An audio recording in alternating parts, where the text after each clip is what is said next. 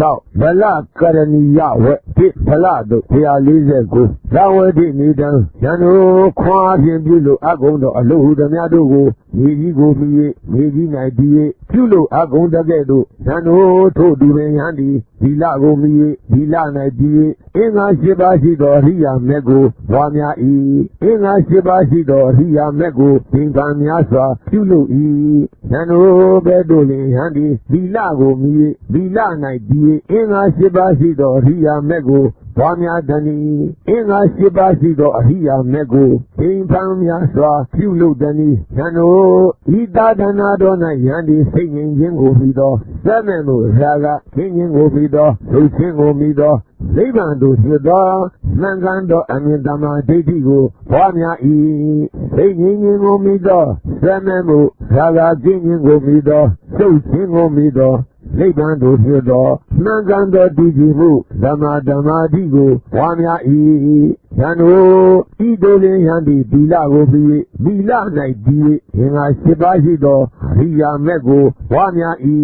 အင်္ဂါ7ပါးရှိသောအရိယာမေကိုသင်္ခါများစွာပြုလို့၏ဟုနေတော်မူ၏နောက်၌ဆိုအပ်ပြီးသောသင်္ဃာပိယလာဝက်ကိုသုတ်အပြည့်အစုံဆိုအပ်တကဲ့သို့ဤဝက်၌ဆက်တင်သောစကားကိုဆက်အပ်၏ယံတို့ခွာဖြင့်ပြုလို့အကုန်သောအလို့ဟုသည်များတို့ကိုမြေကြီးကိုမြည်မြေကြီး၌တည်ပြုလို့အကုန်တကဲ့သို့ယံတို့ထို့သူပင်ဟန်သည်ဒီလကိုမြည်ဒီလ၌တည်အင်္ဂါ7ပါးရှိသောအရိယာမေကိုပွားများ၏အင်္ဂါ7ပါးရှိသောအရိယာမေကိုသင်္ကန်းများစွာပြုလို့၏ယံတို့ယံသည်ဒီလကိုမြည်ဒီလ၌တည်အင်္ဂါ7ပါးရှိသောအရိယာမေကိုဘယ်သို့လျင်ပွားများသည်အင်္ဂါ7ပါးရှိသောအရိယာမေကိုဘယ်သို့လျင်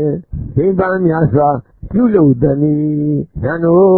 ဤသာသနာတော်၌ယံသည်စက်မဲ့မှုရာဂကိုဘယ်ပြောက်ခြင်းလျင်ဆုံးရှိသောမြတ်တဲ့မှုဒေါသကိုဘယ်ပြောက်ခြင်းလျင်ဆုံးရှိသောဒေဝေမှုမောဟကိုဘယ်ဆောက်ခြင်းလျင်ဆုံးရှိသောမှန်ကန်သောအမြင်ဓမ္မဒိဋ္ဌိကိုပွားများ၏စက်မဲ့မှုရာဂကိုဘယ်ပြောက်ခြင်းလျင်ဆုံးရှိသောမြတ်တဲ့မှုဒေါသကိုဘယ်ပြောက်ခြင်းလျင်ဆုံးရှိသောဒေဝေမှုမောဟကိုဘယ်ပြောက်ခြင်းလျင်ဆုံးရှိသောမှန်ကန်သောတည်ကြည်မှုဓမ္မဓမ္မာတိကိုပွားများ၏ယံတို့ဤတို့လျင်ယံသည်သီလကိုပြီးသီလ၌တည်အင်္ဂါ7ပါးရှိသောအရိယာမေကိုပွားများ၏အင်္ဂါ7ပါးရှိသောအရိယာမေကိုသင်္ကန်းများစွာပြုလို့၏ဟုလိမ့်တော်မူ၏ယံတို့ခွာဖြင့်ပြုလို့အကုန်သောအလို့ဟုသည်များတို့ကိုမြေကြီးကိုမြည်မြေကြီး၌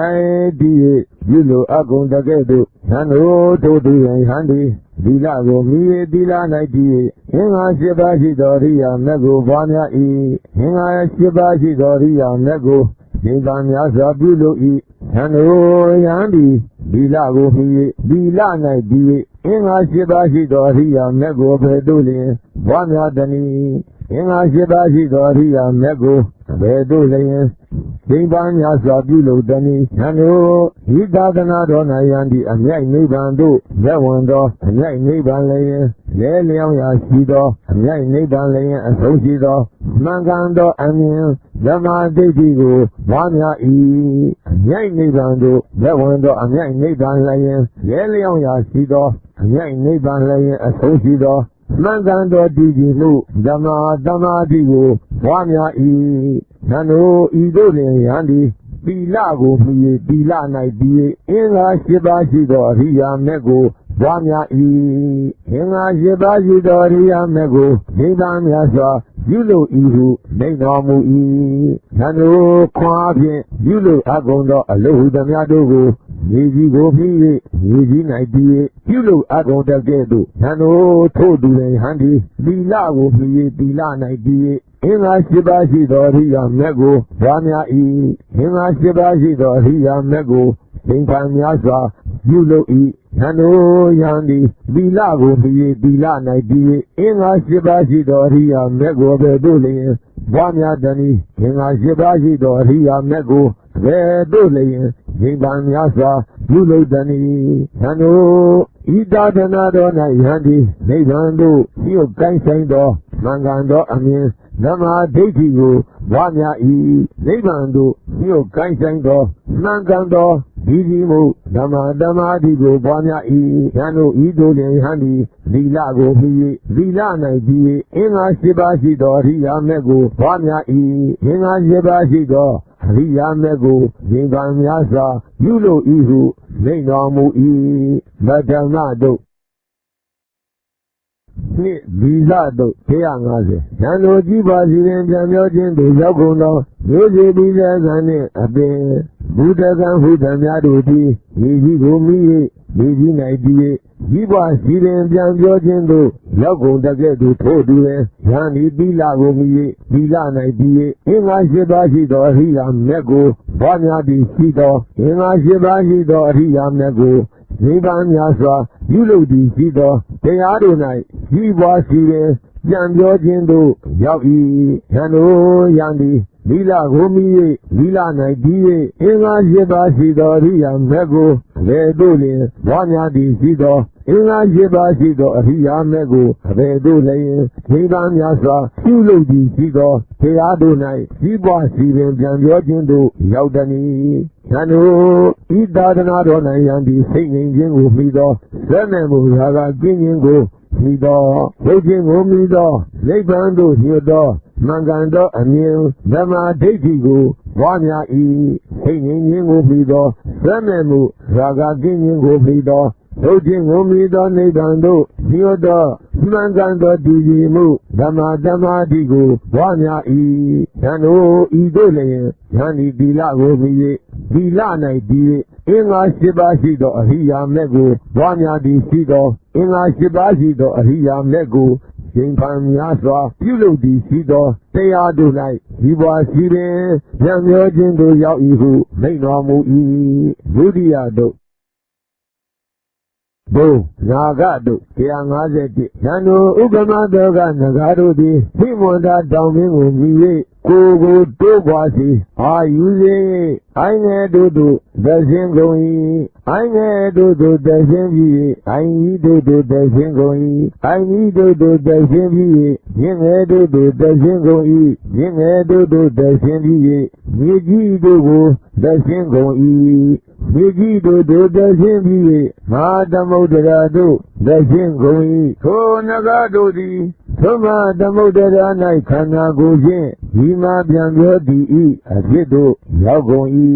ထိုသူယံသည်သီလကိုမိ၍သီလ၌တည်၍အင်္ဂါ၈ပါးရှိသောအရိယာမေကိုပွားများသည်ရှိသောအင်္ဂါ၈ပါးရှိသောအရိယာမေကိုဉာဏ်ကံများစွာပြုလုပ်သည်ရှိသောတရားတို့၌ဒီမှာပြန်ပြောသည်ဤအဖြစ်တို့ရောက်၏ယံတို့ယန္တိသီလကိုမိ၍သီလ၌တည်၍အင်္ဂါ၈ပါးရှိသောအရိယာမေကိုအဘယ်သို့လျှင်ပွားများသည်ရှိသောအင်္ဂါ၈ပါးရှိသောအရိယာမေကိုအဘယ်သို့လျှင်ဉာဏ်ကံများစွာပြုလုပ်သည်ရှိသောတရားတို့၌ဒီမှာပြန်ပြောသည်ဤအဖြစ်တို့ရောက်သည်ယံတို့ဤသာသနာတော်၌ယန္တိ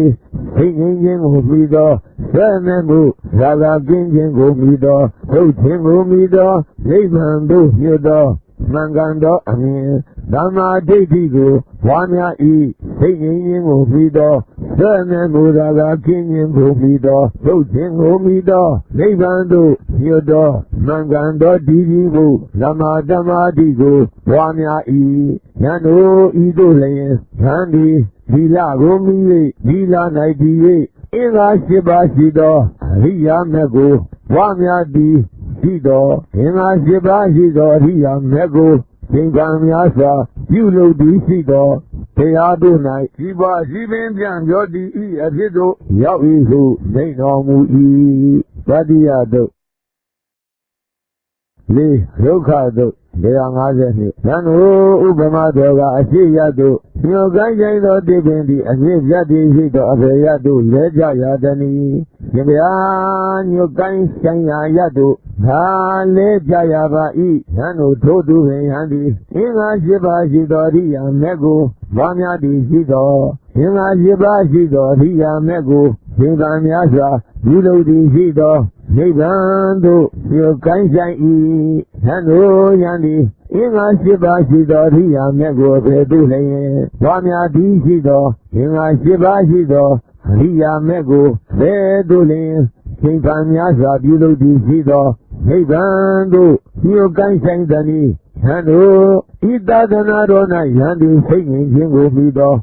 ဆဲမဲ့မှုရာဂကင်းခြင်းကိုပြီးသောထုတ်ခြင်းကိုပြီးသောနိဗ္ဗာန်သို့ဖြစ်သောမှန်ကန်သောအမြင်ဓမ္မဒိဋ္ဌိကိုပွားများ၏စိတ်ငြိမ်ခြင်းကိုပြီးသောဆဲမဲ့မှုရာဂကင်းခြင်းကိုပြီးသောထုတ်ခြင်းကိုပြီးသောနိဗ္ဗာန်သို့ဖြစ်သောမှန်ကန်သောတည်ကြည်မှုဓမ္မဓမ္မာတိကိုပွားများ၏ယံတို့ဤသို့လျင်ယဟန်ဒီသီလကိုမိ၍သီလ၌ပြီး၍အင်္ဂါ၈ပါးရှိသောအရိယာမေကိုပွားများသည်ရှိသောအင်္ဂါ၈ပါးရှိသောအရိယာမေကိုသင်္ခါများစွာပြုလုပ်သည်ရှိသောတရားတို့၌ဤပွားရှိပင်ပြန်ပြောခြင်းသို့ရောက်၏ဟုမိန့်တော်မူ၏သတ္တုထတို့နာကုံဘတို့153ယံတို့ဥပမာတော်ကရေအိုးကိုမှောက်သည်ရှိသော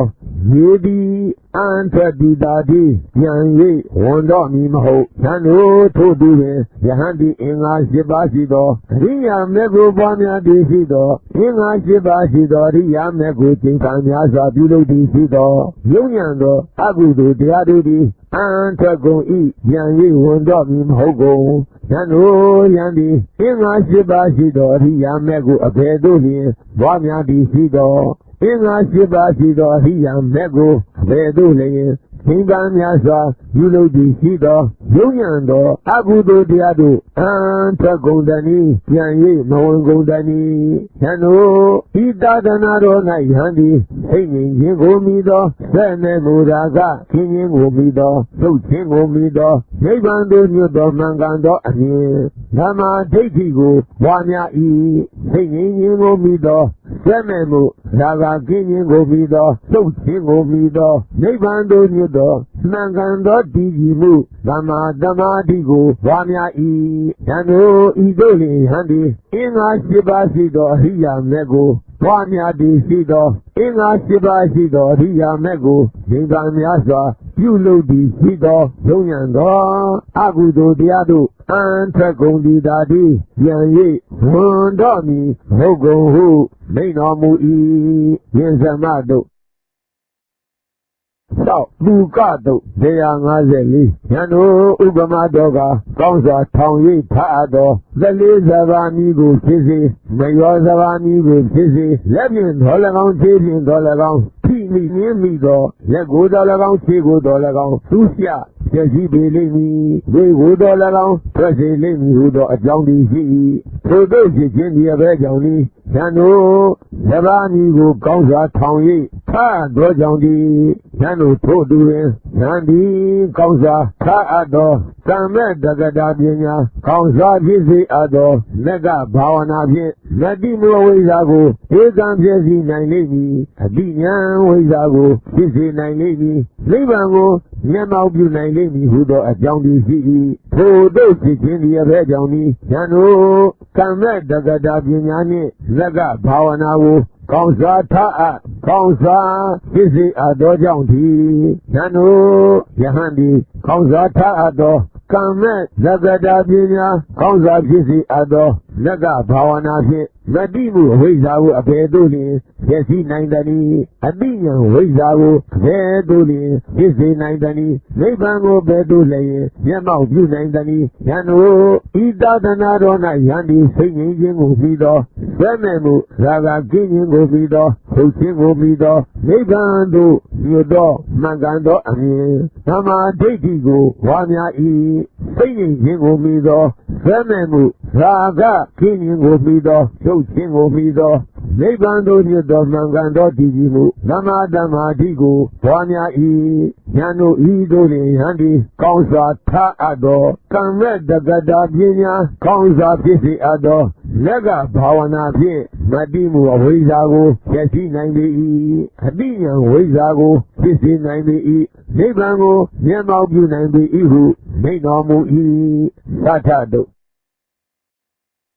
Kon Agadado, Tiangazena. Yano, Ubamadoga Gong and Yumio Lidudi, Daika Goi, I see little dile, Daika Goi, and now little dile, Daika Goi, now little dile, Daika Goi, down little dile, Daika Goi, you bado little dile, Daika Goi, you mabado little dile, Daika Goi, ni iru dile, Daika Goi, ni budo dile, Daika Goi, ni hino dile, Daika Goi, ni hino dile, Daika Goi, Yano Todue, Inga Shibashi Doria Mego, Twanyado, Inga Shibashi Doria Mego, Dimpamiasa, Piludo Ha, the Diba down Riva do di Lagao, Samaba down, Riva do di Lagao, Ediba, Riva do di Lagao, Egadi Naba do di Lagao, Pungaba do di Lagao, Bojan Quanaba do di Lagao, Twanya Pilu Jindo, Yago E, Yano, Inga Shibashi Doria Mego, Twanyado, Inga Shibashi Doria Mego, Dimpamiasa, Piludo Ha, the Diba down Riva do di Lagao, Damaba down, Riva do di Lagao, Ediba Riva do di Lagao, Egadi Naba do di Lagao, Bro, Naba do di Lagao, Bojan Quanaba do di Lagao,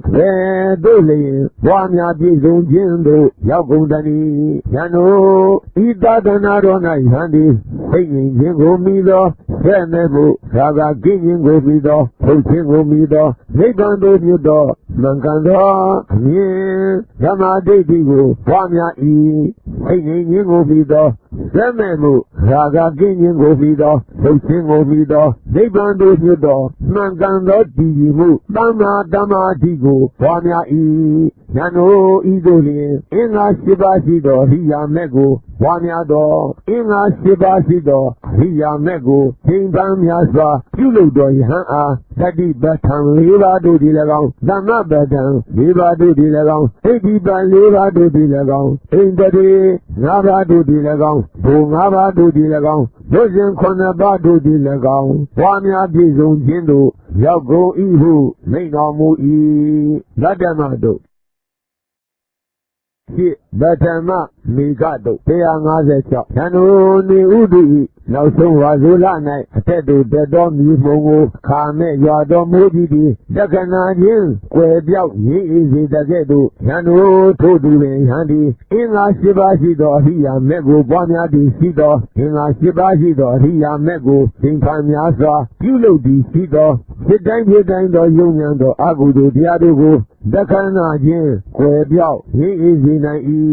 Yano, Yandi, Inga Shibashi do Hia Mego, Wanya di Sido, Inga Shibashi do Hia Mego, Timpamiasa, Pulo di Sido, Pedo, Raye, Sidan do, Union do Agudo, Diadugo, Dakanadian, Quebia, Ye is in Andani, Yano, Ida Danado Nayandi, Singing Ovido, Sememu, Raga Ginging Ovido, Pushing Ovido, Lebando, Yodo, Mangando, Anye, Dama Dedigo, Wanya E, Singing O, Mido, Sememu, Raga Ginging Ovido, Pushing Ovido, Lebando, Yodo, Mangando Digimu, Dama Digo, Wanya E, Yano Idole, Yahandi, Inga Shibashi do Hia Mego, Pamia di Sido, Inga Shibashi do Hia Mego, Timpamiasa, Pulo di Sido, Sidan do, Union do Agudo Diadugo, Dakanajin, Quebia, Ye is in a Ihu, Menamu E, Atamado.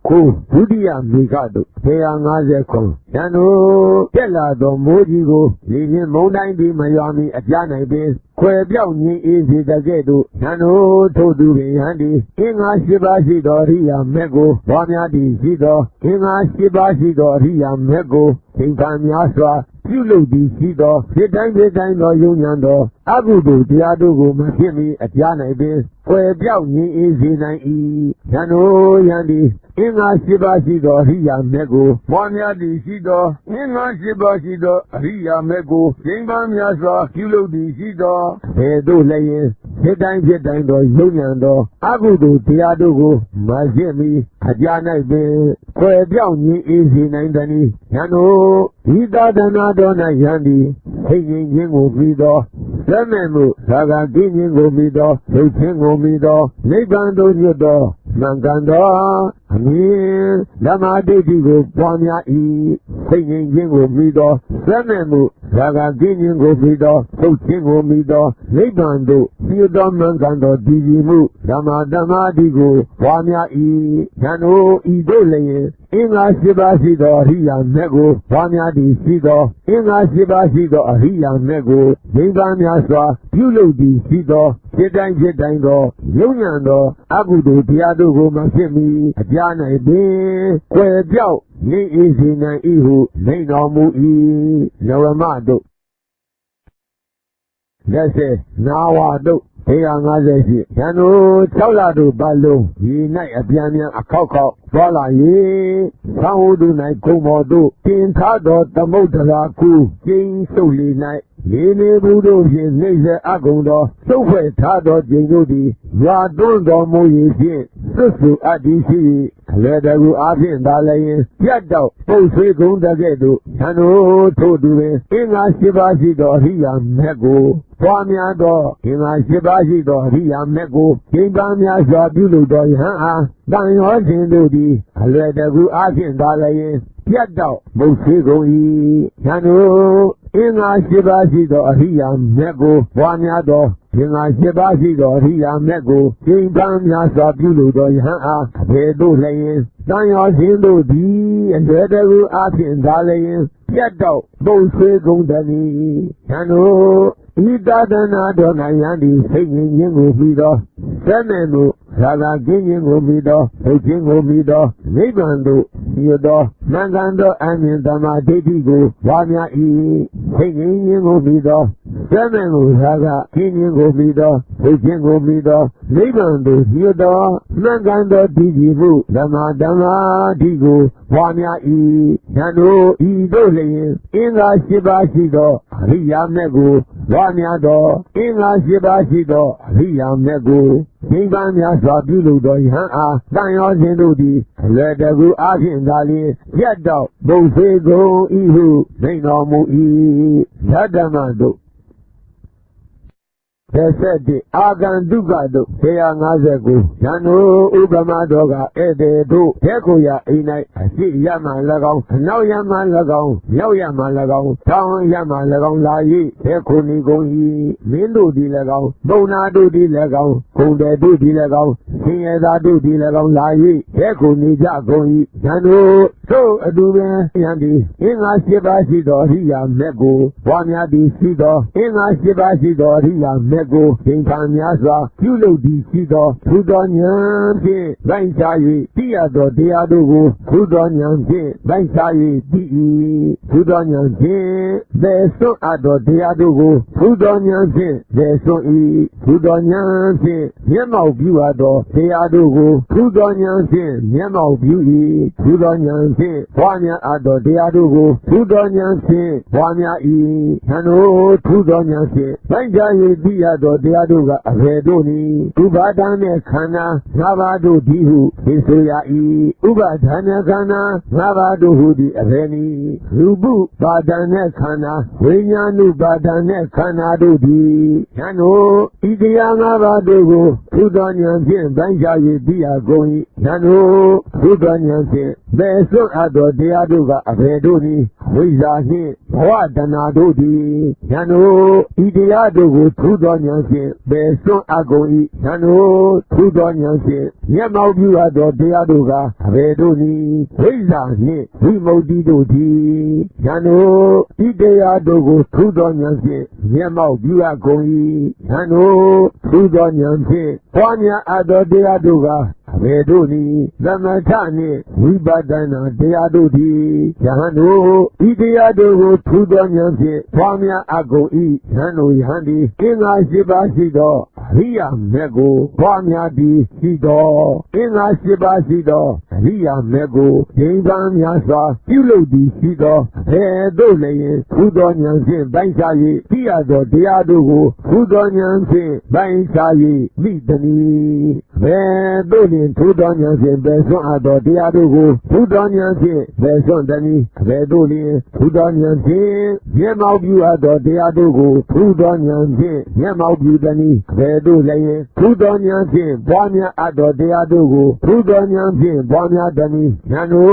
ဤသာသနာတော်၌ယန္တိစိတ်ငြိမ်းခြင်းကိုမိသောဆက်မေမူရာကင်းခြင်းကိုမိသောသုတ်ခြင်းကိုမိသောနိဗ္ဗာန်သို့ညွတ်သောမှန်ကန်သောအမြင်ဓမ္မဒိဋ္ဌိကိုပွားများ၏စိတ်ငြိမ်းခြင်းကိုမိသောဆက်မေမူရာကင်းခြင်းကိုမိသောသုတ်ခြင်းကိုမိသောနိဗ္ဗာန်သို့ညွတ်သောမှန်ကန်သောတည်ကြည်မှုဓမ္မဓမ္မာတိကိုပွားများ၏ယန္တို့ဤသို့လျင်ယန္တိအင်္ဂါ၈ပါးရှိသောအရိယာမြတ်ကိုပွားများသည်ရှိသောအင်္ဂါ၈ပါးရှိသောအရိယာမြတ်ကိုငြိမ်းပန်းများစွာပြုလုပ်သည်ရှိသောဘုသောဉာဏ်ဖြင့်ပိုင်းခြား၍သိရသောတရားတို့ကိုဘုသောဉာဏ်ဖြင့်သိ၏ဘုသောဉာဏ်ဖြင့်ပယ်စွန့်အပ်သောတရားတို့ကိုဘုသောဉာဏ်ဖြင့်ပယ်စွန့်၏ဘုသောဉာဏ်ဖြင့်မျက်မှောက်ပြုအပ်သောတရားတို့ကိုဘုသောဉာဏ်ဖြင့်မျက်မှောက်ပြု၏ဘုသောဉာဏ်ဖြင့်ဝါများအပ်သောတရားတို့ကိုဘုသောဉာဏ်ဖြင့်ဝါများ၏ဟုမိန့်တော်မူ၏ဧကဓတ္တမတုသစ္စာနှင့်နတိတု160ဉာဏ်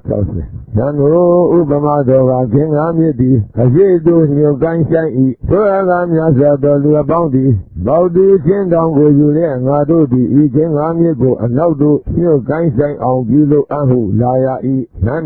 တို့ရာကိုအဘယ်သို့ငါခြင်းကုန်သနည်းထိုလူပေါင်းသည်ခင်္ဃာမြစ်ကိုအနောက်သို့ညွတ်ကိုင်းဆိုင်အောင်ပြုလို့နိုင်ရသလားဟုမေးတော်မူ၏အရှင်ဘုရားမပြုလို့နိုင်ရပါအကြောင်းမူကားခင်္ဃာမြစ်သည်အရှိသို့ညွတ်ကိုင်းဆိုင်ပါ၏ထိုခင်္ဃာမြစ်ကိုအနောက်သို့ညွတ်ကိုင်းဆိုင်အောင်ပြုလို့ရန်မလွယ်ကူအားထိုလူအပေါင်းသည်အလွန်ပင်ပန်းဆင်းရဲခြင်းအဖို့ရှိတည်သာရှိရ၏သံတို့ဤသူနှင့်အင်္ဂါ၈ပါးရှိသောအရိယာမြတ်ကိုမွားများသောအင်္ဂါ၈ပါးရှိသောအရိယာမြတ်ကိုငြိမ်းပန်းများစွာပြုလုပ်သောယဟန်ကိုမင်းတို့သည်၎င်းမင်း၏အမတ်ကြီးတို့သည်၎င်းမိတ်ဆွေတို့သည်၎င်းခင်ပွန်းတို့သည်၎င်းဆွေမျိုးတို့သည်၎င်းတာချင်းတို့သည်၎င်းအမောင်ယောက်ျားလာလောဤပန်ဤဆိုသောသင်္ကန်းကိုဝတ်ခြင်းဖြင့်ဘယ်အကျိုးရှိအံ့နည်းဤပန်ဤဆိုသောသင်္ကန်းတို့သည်လူလောင်ကုန်၏ကတုံးရိပ်လည်းရဲ့ခွက်လဲဆွဲကလှဲ့လဲခြင်းဖြင့်ဘယ်အကျိုးရှိအံ့နည်းလာလော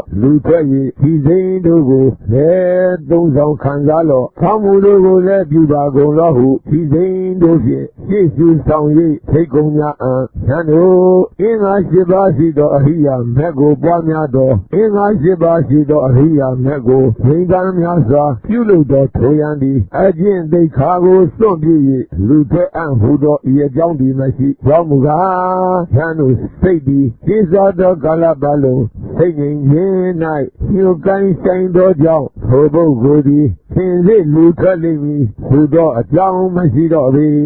ဉာဏ်တို့ပဲတို့လျင်ယံသည်အင်္ဂါ၈ပါးရှိသောအရိယာမြတ်ကိုပွားများတနည်းအင်္ဂါ၈ပါးရှိသောအရိယာမြတ်ကိုသင်္ကန်းများစွာပြုလုပ်တနည်းဉာဏ်တို့ဤသာသနာတော်၌ယံသည်စိတ်ငြိမ်းခြင်းကိုပြီးသောဆွမ်းမဲ့မှုရာဂကင်းခြင်းကိုပြီးသောသုတ်ခြင်းကိုပြီးသောနိဗ္ဗာန်သို့ညွတ်သောမှန်ကန်သောအမြင်ဓမ္မဒိဋ္ဌိကိုပွားများ၏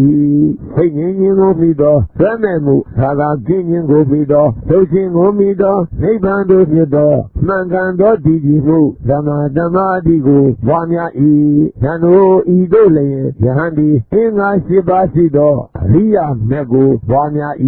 အင်္ဂါ၈ပါးရှိသောအရိယာမြတ်ကိုသင်္ခါများစွာပြုလုပ်အပ်၏ဟုမိန့်တော်မူ၏ဓာရတမတို့သောက်ခုမြောက်မလကရဏီယဝဲဤ